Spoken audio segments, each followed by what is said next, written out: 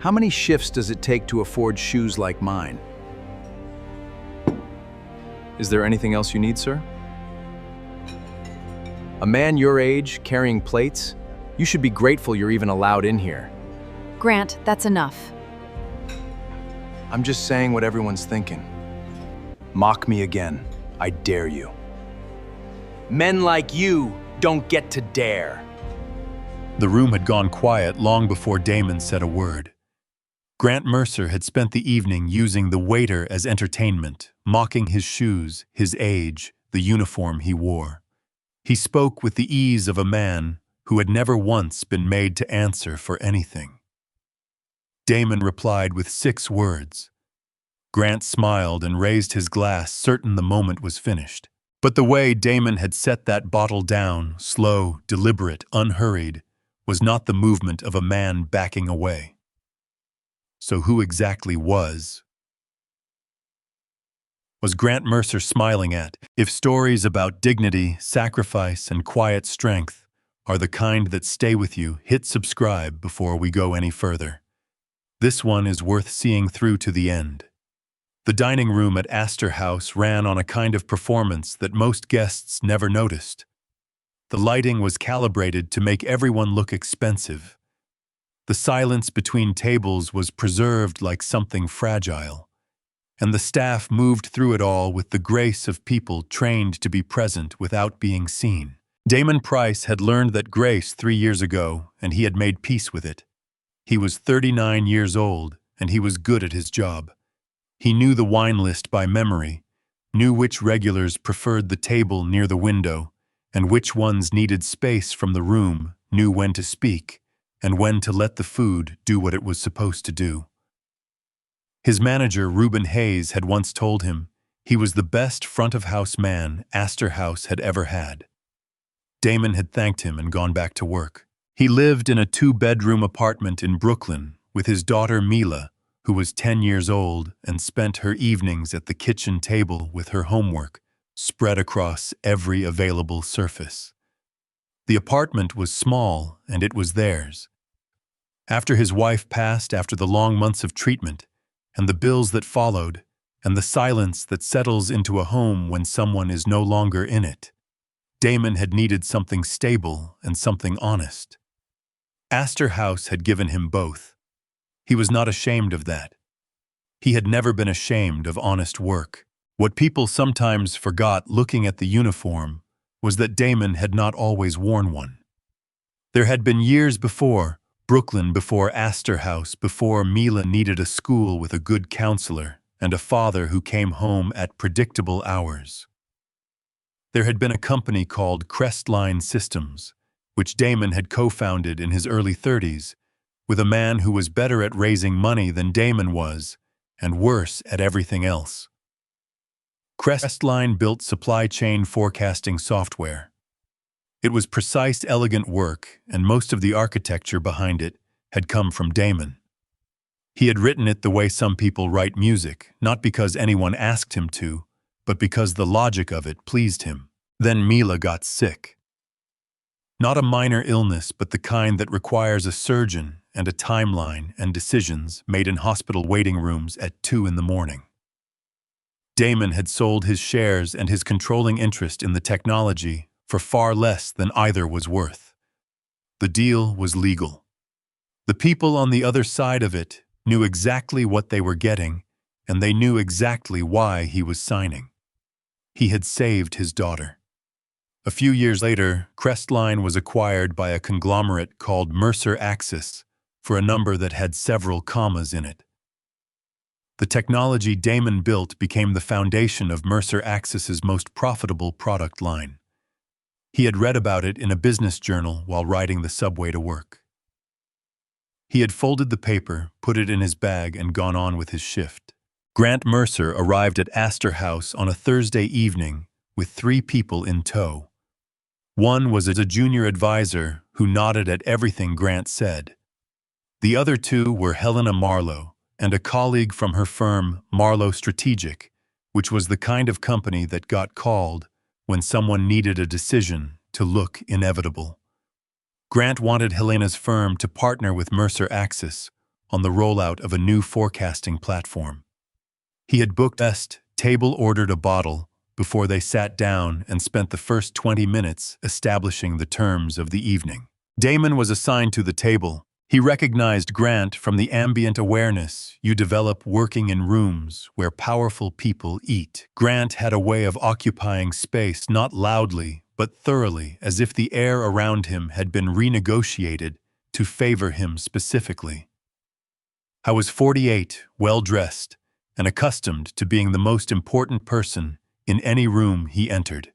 Helena Marlowe sat across from him, with her hands folded on the table, and the expression of someone who had attended enough of these dinners to know exactly what the next 2 hours were going to look like. Damon approached the table, introduced himself, and began reciting the evening's specials. Grant cut him off halfway through. He wanted to know what Damon would recommend from the reserve list from memory without looking at the menu. It was a test, not a question. Damon recognized the type. He named 6 wines, described their vintages and their profiles, and suggested pairings for 2 of the dishes Helena had already been considering. Grant requested a bottle that Astor House did not carry. Damon apologized and offered an equivalent with a similar structure. Grant waved it away and pointed at something else, and the exchange was over. Damon had given no ground, and Grant had no obvious complaint to make. The humiliation when it came arrived after the second glass of wine. Grant had been watching Damon move between tables, and he spoke loud enough for the entire table to hear. He asked how many shifts a man had to work before he could afford a pair of decent shoes.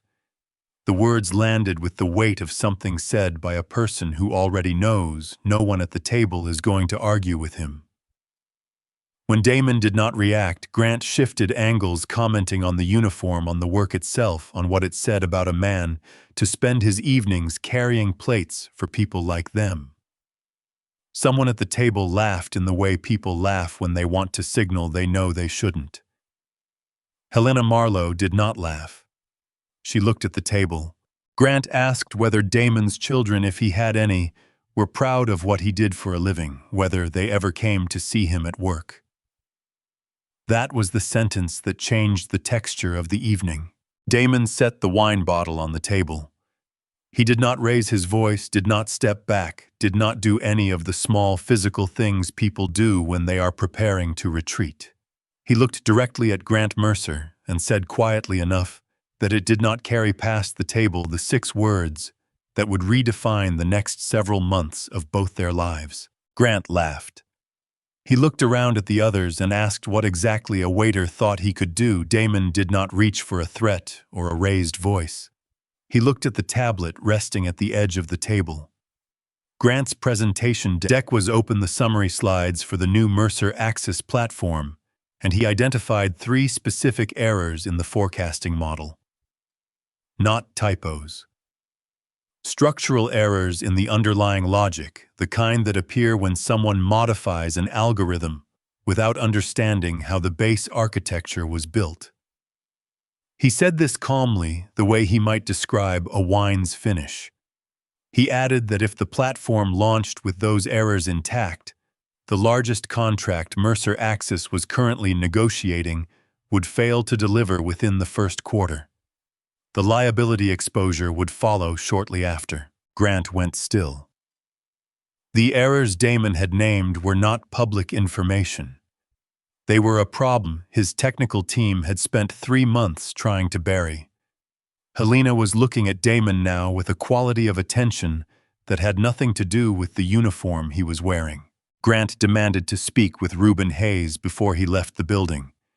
He told Reuben, with the calm of someone accustomed to getting what they want, that Damon was to be terminated before the next shift, and that every Mercer Axis event booking at Astor House depended on that outcome. Reuben listened.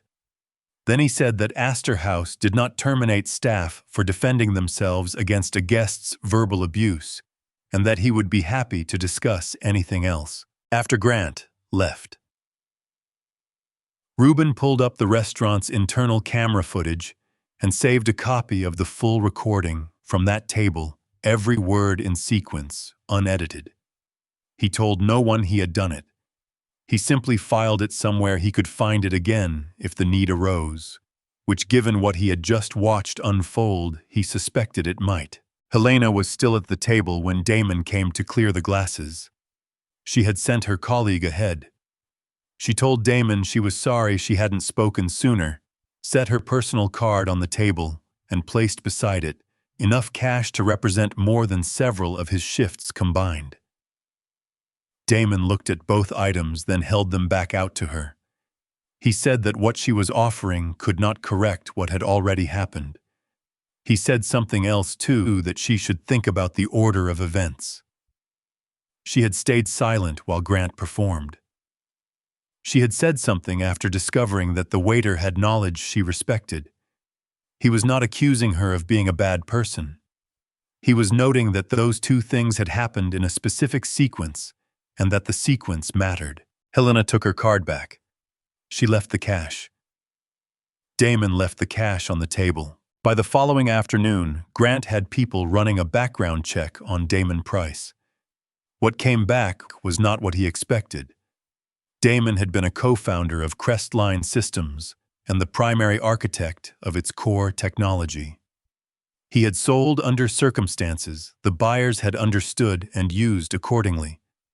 The technology had moved through acquisitions until it reached Mercer Axis, where it became the backbone of the exact platform Grant had been presenting at dinner. The man he had spent an evening publicly mocking the man he had tried to have fired that same night was the person who had originally built the thing his company's future was resting on. And that man knew exactly where the errors were.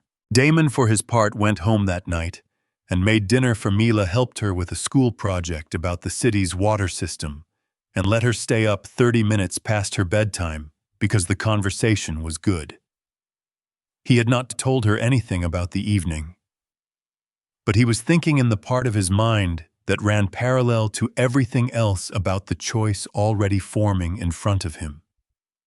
He had spent 3 years building something quiet, a routine, a rhythm, a life that was small in the right ways. He had not pursued Crestline through lawyers or journalists or board members.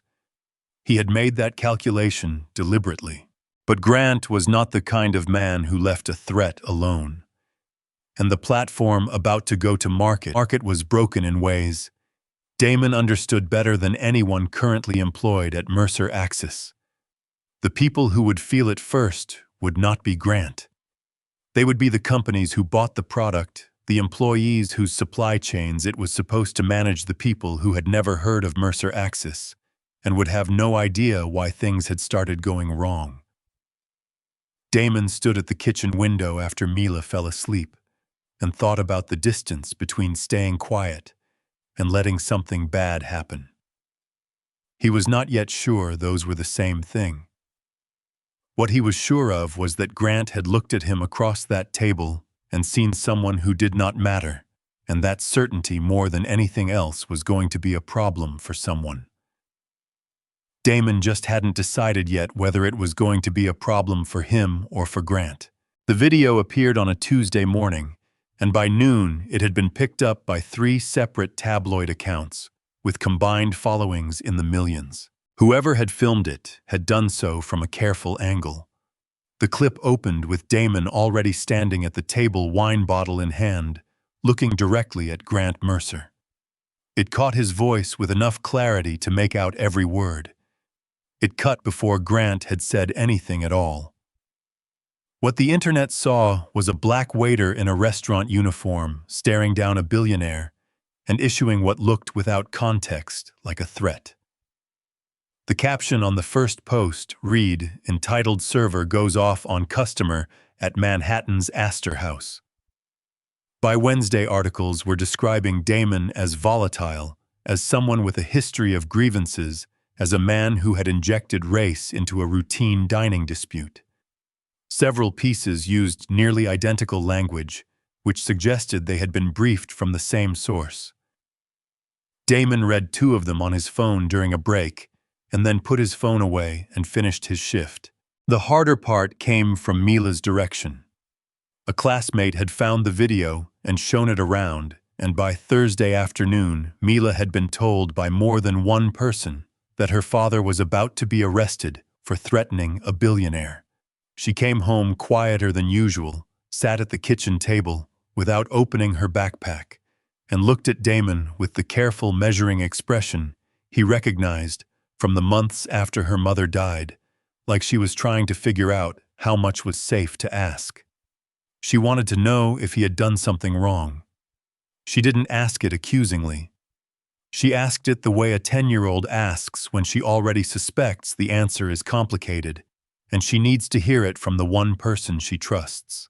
Damon sat across from her and told her what had happened. He told her what Grant had said about his shoes, his uniform, whether Mila herself was proud of him. He told her he had said what he said because some things don't deserve to go unanswered, and that the people who made the video had removed the part of the story that explained his response. Mila listened and then said that didn't seem fair. Damon told her it wasn't. She seemed to accept that the way children sometimes accept hard things when the adult they love doesn't try to make it seem smaller than it is. He was less afraid of losing his job than he was of that look on her face becoming permanent. Helena reached out the following day. She met Damon near Astor House after his shift on a bench at the edge of a small plaza and told him she wanted to issue a public statement. She had been at the dinner. She could describe exactly what had taken place and make the video irrelevant within 48 hours. She also offered him a position at Marlowe Strategic Research and Systems Analysis. Better pay, structured hours, no more evenings. Managing people who treated dinner service as an opportunity for performance. Damon heard all of it and said no to both. He told her that accepting her statement would shift the story from what Grant did to Helena's relationship with both of them, and Grant's team would find a way to use that. As for the job, the fact that her first instinct was to move him somewhere better was itself a signal. It meant she still thought of his current situation as something that needed to be fixed rather than a life he had chosen. Helena said she didn't know what to do with someone who refused every available exit.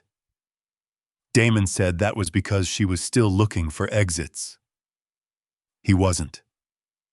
She left that evening understanding something about him she hadn't before, and not entirely comfortable with what it meant about herself. 3 days after that conversation, during a late night at her office, while reviewing the technical documentation in the Mercer Axis investment package, Helena found something that changed the shape of everything. Buried in the file history of the platform's original architecture specifications was a set of version control signatures that had not been properly scrubbed. One of them belonged to an account registered under a name she now recognized. She pulled the records, compared them against public filings from Crestline Systems' early development period, and sat for a long time with what she was looking at. She went back to Damon and told him what she had found, then asked directly why he had never said anything publicly. Damon told her the full version, not because he owed it to her, but because she had asked the right question the right way. He described signing papers in a hospital conference room while a surgeon waited in the hallway. He said the transaction was legal, that the buyers had understood exactly what they were acquiring, and that afterward they had quietly removed his name from the platform's development history in every document that left their building. He had grounds for a legal challenge. A challenge would take years, cost money he didn't have, and require Mila to grow up inside a story about her father fighting a corporation instead of a story about her father coming home every night. He had made a choice. He was not asking for it to be undone. Helena said she wanted to use what she had found. Grant had misled investors, and the documentation was enough to create serious legal exposure for Mercer Axis. Damon told her to wait. He said if she went public, the story would become Helena Marlowe versus Grant Mercer, two people with competing financial interests and a dispute over a deal. His name would be in the middle of it, as evidence, not as a person. The truth would be translated into the language that had nothing to do with him. Helena said that sounded like a reason to do nothing. Damon said there was a difference between doing nothing and waiting until the moment when speaking would actually mean something. She asked how he would know when that was. He said he would know because it wouldn't feel like strategy. She looked at him for a long time and said she was beginning to understand why he was so difficult to help. He said he'd take that as a compliment. In the days that followed, Helena also reached out quietly to a contact at the event management firm handling Mercer Access's upcoming product launch. She said nothing about her intentions. She simply made sure she knew the layout of the venue and had someone inside who could help her with a technical request if one arose. Grant's second move came within the week. A story ran in a financial news outlet, alleging that Damon had exited Crestline Systems under suspicious circumstances, that he had liquidated his position just before a critical development phase, leaving the technical team without leadership when the company needed him most. The piece did not mention Mila. It did not mention a hospital or a surgeon, or a decision made under conditions that most of its readers would never have to face. It presented this transaction as something between opportunism and abandonment, and it included a quote from an unnamed former colleague describing Damon as someone who had always been more interested in the payout than the product. Astor House began losing reservations the same week. Corporate bookings that had stood for months were quietly canceled. Rubin told Damon that several of the restaurant's regular clients had received calls mentioning his name alongside the words liability and hostile work environment. The pressure from the ownership group was direct and worsening. Damon told Rubin he would take a leave of absence. Rubin said that was not what he was asking for. Damon said it was what the situation required, and that he didn't want the people he worked alongside to keep absorbing consequences that belonged to him. The same week, the landlord for the commercial space in Crown Heights, where Damon had been negotiating a lease, sent a brief email he had reviewed recent press coverage and decided to proceed with another tenant. 3 years of careful saving set aside across months, when Mila needed new shoes or a school trip came up unexpectedly, had just become a problem with no immediate solution. Helena called and said she could acquire the lease through a holding entity that no one would know, that it would take less than a day. Damon said no. If Grant's people were watching, and they were watching a commercial property connected to Helena Marlowe, appearing near Damon's plans, would confirm every story already written about him. He would become in print a man who had attached himself to a wealthy woman in order to recover what he'd lost. He was not going to hand them that. There was a long silence before Helena said she felt like she was watching someone drown while refusing a rope. Damon said the rope was attached to something, and he needed to know what was on the other end before he grabbed it. The reporter showed up at Mila's school on a Wednesday morning. Damon got the call from the front office while handling something at the apartment. A woman with a press credential had been waiting near the side entrance and had approached Mila directly asking about her father and what she knew about Crestline Systems, and whether Damon had ever discussed Grant Mercer at home. Mila had not answered. She had turned and walked the other way toward the street, and a car making a right turn had to brake hard to avoid her as she stepped off the curb. She was unharmed. The school had her inside. She was sitting in the counselor's office eating a granola bar and not talking very much. Damon picked her up within the hour. She sat in the back seat with her backpack on her lap and looked out the window, and he did not fill the silence. When they got home, she went to her room. He sat at the kitchen table, put his hands flat on the surface, and understood with a clarity that left no room for argument that this had moved somewhere he had not anticipated and could not accept. That evening, he pulled the restaurant plans from the top shelf of the closet. The floor layout, the draft menu, The sketches he and Mila had drawn together on a Saturday last spring. He put them in a box on the table, intending to move them somewhere out of sight, somewhere that wasn't a daily reminder of something that no longer felt like a plan.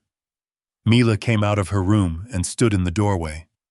She looked at the box, then at him, and said she thought he always told her that what other people said about you didn't get to decide who you were. She said she was pretty sure he had said that more than once. She asked why he was letting strangers who were lying decide what he was allowed to want. Damon had no answer. He sat there with his hands on top of the box and the kitchen light on, and his daughter watching him from the doorway, and he had nothing at all to say. He left the box on the kitchen table that night and sat across from it in the dark. And he thought about what Mila had said. Not the words themselves, he had heard versions of that logic before, had said versions of it to her, but the quality of being confronted with your own belief by the person you most wanted to protect from disappointment. There is a specific weight to that. It does not let you reason your way around it. He sat with it until the apartment was fully quiet, and the city outside had settled into its late-night register, and by the time he went to bed, he had already made the decision, though he would not have been able to name the exact moment it happened. In the morning, he found something tucked under the lid of the box. Mila had gotten up before him and gone through the papers until she found the first sketch, the floor plan for the restaurant, with its corner booth and its open kitchen and its small chalkboard near the entrance where Mila had insisted they should write the specials by hand every day, because it felt more honest than a printed menu. She had placed it on top of everything else face down. On the back, in her handwriting, careful and slightly too large the way she wrote when she was trying to make something official, were 7 words, the place where Dad doesn't bow to anyone. Damon read it twice. He put it back in the box. He went and made her breakfast, and when she came out of her room, he told her the restaurant was still happening. She looked at him over her cereal bowl with an expression trying very hard not to show relief.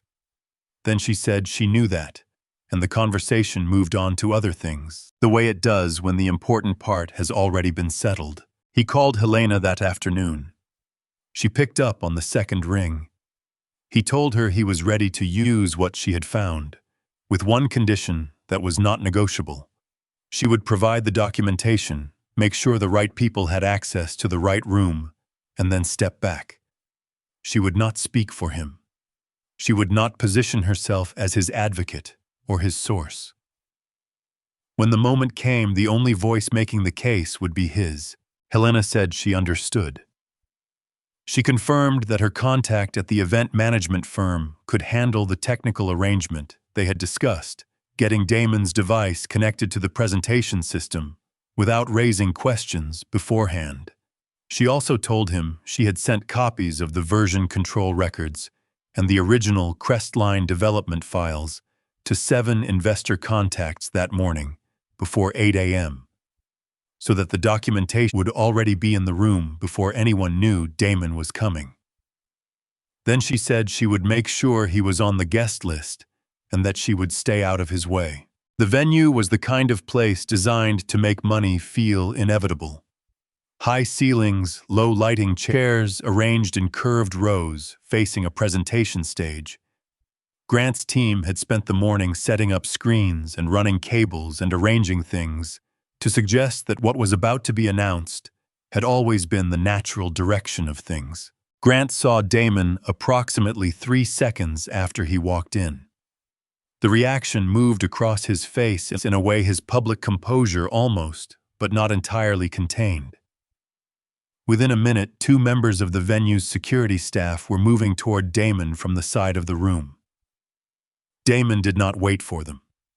He walked toward the front, where the presentation screens were still cycling through pre-show slides, and spoke loudly enough for the seated guests to hear him clearly. He said his name. He said he had been the primary architect of the technology that Mercer Axis was about to present as its own proprietary development. He said he could prove it, and that the proof was already in the hands of several people in that room. Security reached him. He held up one hand and kept talking.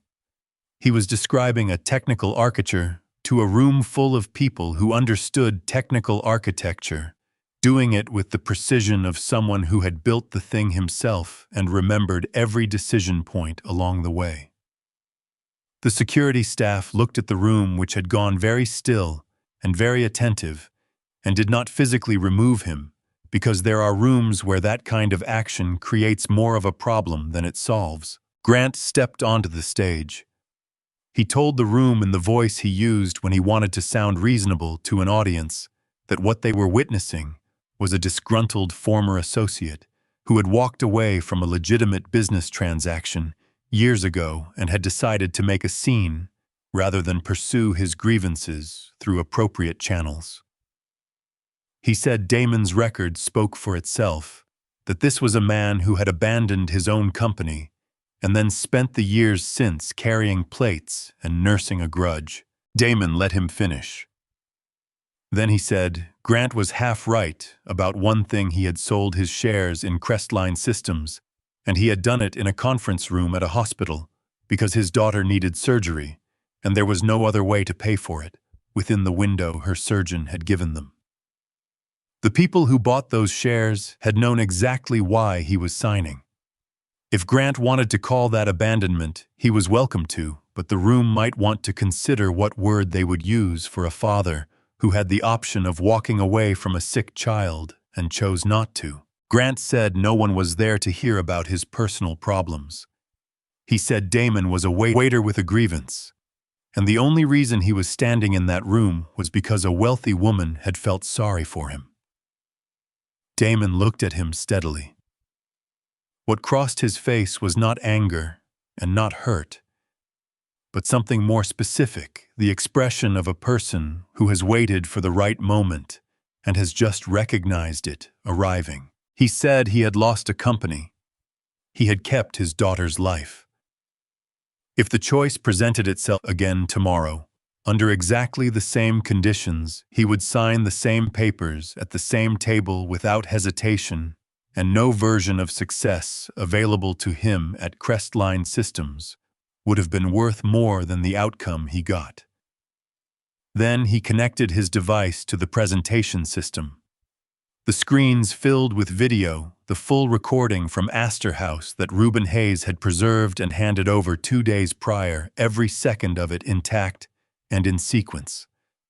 The room watched Grant Mercer ask a man how many shifts it would take to afford shoes like his. They watched the comments about the uniform, about gratitude, about whether Damon's children were proud of him. They watched all of it, and then they watched Damon set the bottle down and say what he said. The room went silent in a way that had nothing to do with performance. Damon turned to face Grant and said the last thing he had to say. Grant could acquire companies, purchase patents, hire people to manage which version of a story reached the public first. What he could not purchase was the right to rewrite the reason a man had made the hardest decision of his life. That record belonged to Damon. It had always belonged to Damon. And as of that morning, several of the people in that room had seen enough of the underlying documentation to understand that the product Grant was about to launch had been built on a foundation that did not belong to him either. Grant Mercer stood on his own stage with no answer ready. It was the first time in Damon's experience of him that this had been true. The board of Mercer Axis moved quickly. Once the investor reaction made the cost of delay clear, Grant was suspended within 72 hours, pending an internal investigation into the platform's disclosed origins and the communications surrounding the edited video. The publications that had run pieces painting Damon as an opportunist quietly updated their coverage. Several ran the full Astor House footage without editorial framing, and the public recalibrated accordingly. The legal conversation that followed took several weeks. At the end of it, Damon accepted a royalty arrangement for the use of the architecture he had originally developed, not as a settlement or a goodwill gesture, but as the financial acknowledgement of what his contribution had actually been worth. He did not accept the board's offer of a leadership position at Mercer Axis.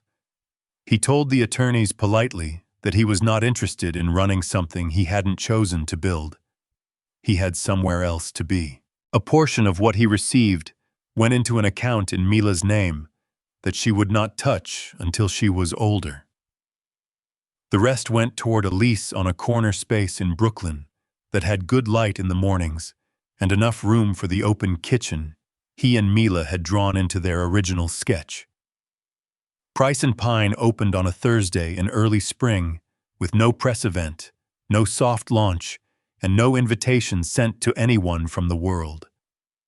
Damon had spent 3 years standing adjacent to.